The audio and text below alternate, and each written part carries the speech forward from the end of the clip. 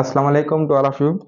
आज वाले इस वीडियो में हम जो है एवरेज को देखेंगे कि एवरेज क्या होता है और जो है इसके प्रॉब्लम्स जो है आपको कैसे सॉल्व करने होंगे।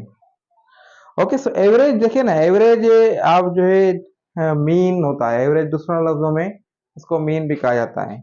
अगर देखें आपके पास कोई मार्क्स है क्लास की, ठीक है, 5 स्टूडेंट हैं क्लास में, तो एक की मार्क्स आई है 10, दूसरे की मार्क्स आई है 20, तीसरे की मार्क्स आई है 15 और चौथे की मार्क्स आई हैं 8 और उसके बाद दूसरे पांचवे की मार्क्स आई हैं 12।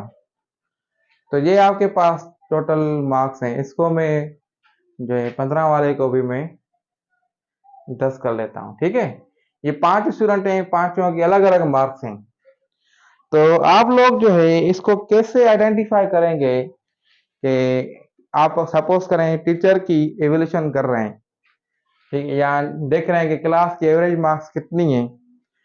तो आप एवरेज से अबो एवरेज जैसे बोलते हैं ना, अबो एवरेज है या बेलो एवरेज है, तो इस तरीके से आपने देखना है कि आपकी मार्क्स क्लास से कंपेयर करें तो अबो एवरेज है या बेलो एवरेज है।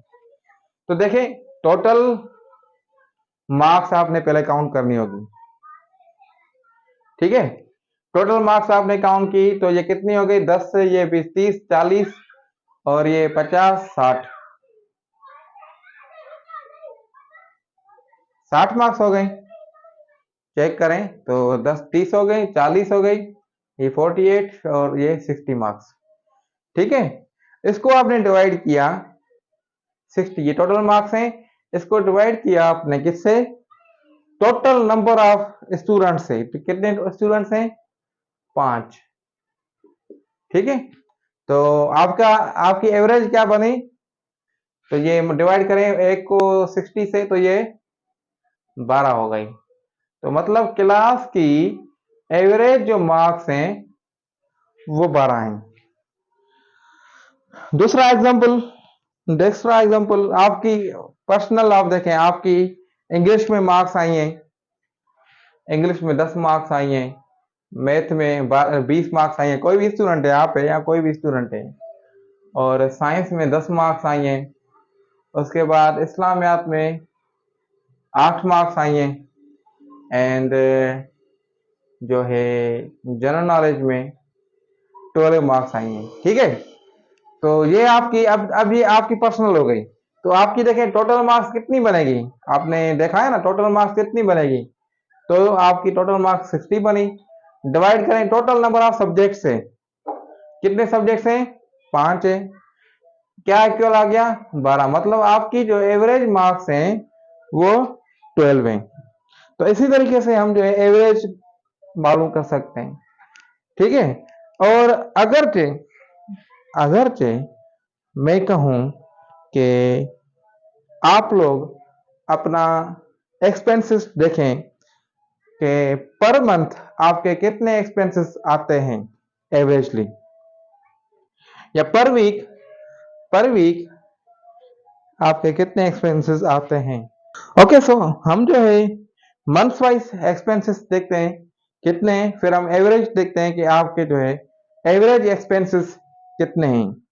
तो भाई कोई बंदा है जिसके महीने में, जनवरी महीने में इसके एक्सपेंसेस हुए हैं $200, ठीक है, या रुपीज का लेते हैं, तो 200 तो बहुत कम है, 2000 का लेते हैं, ठीक है।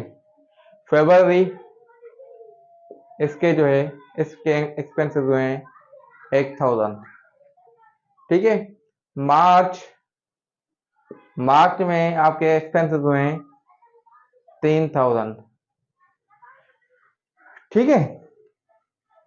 मार्च, अब ये 3 महीने, अब बताएं कि 3 महीनों में आपके एवरेज एक्सपेंसेस कितने हुए आपके, या कोई भी इंडिविजुअल बंदा है जिसके हम काउंट कर रहे हैं।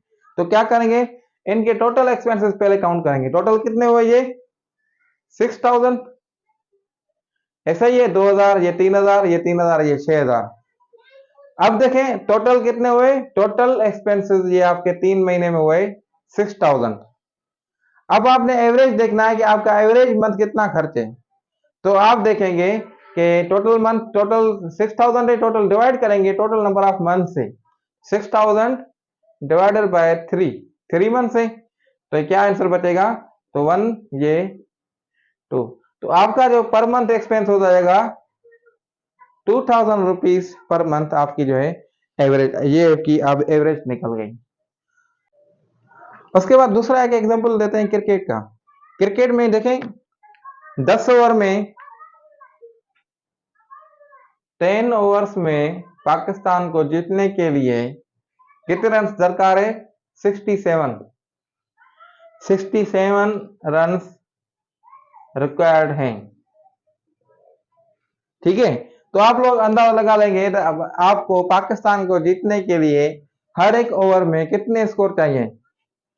देखें 67 रन चाहिए 10 ओवर में, हर एक ओवर में कितने चाहिए आपने, टोटल ये टोटल रन चाहिए, total run required divided by 10 over, जितने ओवर में चाहिए, तो आपने की एवरेज क्या बनी 6.7 रन, मतलब पाकिस्तान को जीतने के लिए कम से कम 7 रन रिक्वायर्ड होंगी। एवरेज इसकी 6.7 है, लेकिन मार्क जो है, मार्क जो रन्स जो होती है, आधी रन्स कभी भी नहीं होती, या 0.7 रन्स कभी भी नहीं होती, या एक होती है, मतलब होल नंबर्स में होती है। ठीक है, तो 6 होगी या 7 होगी, तो जारी बात अगर 6 रन के साथ चलेगा तो 60 मार्क्स लेगा, 10 ओवर में 6 रन के साथ चलेगा तो 60 मार्क्स लेगा। अगर 7 रन के साथ चलेगा तो ये 70 तक मतलब ये पास कर लेगा, क्लियर कर लेगा। कम से कम मतलब पाकिस्तान को जीतने के लिए 7 रन चाहिए, बाकी आगे जो जितनी बनाया हर एक ओवर में। ठीक है, इसी तरीके से आप लोग जो है एवरेज के प्रॉब्लम्स सॉल्व कर सकते हैं। और दूसरी बात मैं आपको इससे बताऊं, इस एवरेज से ही परसेंटेज निकलती है, इससे ही हम देखते हैं परसेंटेज क्या है कि याद के जो है कैसे निकालते हैं, ये आगे जो है जो हम परसेंटेज वाला लेक्चर होगा उसमें हम डिटेल में देखेंगे। ठीक है, ओके, सो कंक्लूजन में मैं आपको एवरेज के लिए कुछ फार्मूला देना चाह रहा हूं, ताकि हमेशा के लिए आपको याद रहे कि एवरेज अगर मालूम करनी है तो average is equal to total sum of numbers, जो भी नंबर्स आप गिवन है वहां के total number sum divided by total numbers, जितने नंबर्स गिवन होंगे, जितने नंबर्स गिवन होंगे।